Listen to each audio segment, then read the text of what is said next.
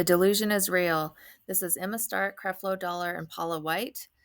We are in very much a time of delusion. This is one small piece of it, but it's all part of a much bigger picture to lead Christians and the whole world astray. It says God makes things after their kind. He made trees after their kind. What kind? Tree kind. It's not complicated, okay? He makes insects after their kind. What kind? Insect kind. He makes sheep after their kind. What kind? Sheep kind.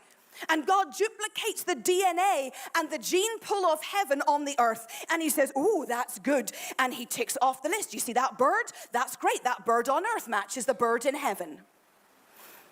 And then he says, let us make mankind in our image, in the God-kind image. And he makes everything else after its kind, just as it is with us. But we're a little bit of an anomaly because he makes us 100% like God and 100% like man. But he calls us 3 times in Scripture gods, little g, small g. Twice in Psalm 82 and once in John 10, verse 34. Every one of you, according to Scripture, is a little God. So God created man in his own image. In the image of God created he him. Male and female created he them. Now that's interesting because if everything produces after its own kind, we now see God producing man.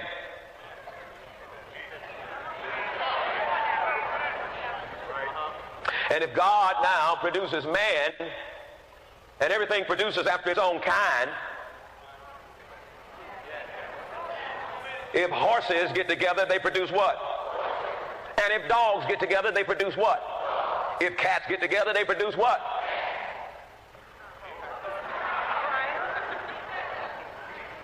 But if the Godhead gets together and say, let us make man, then what are they producing?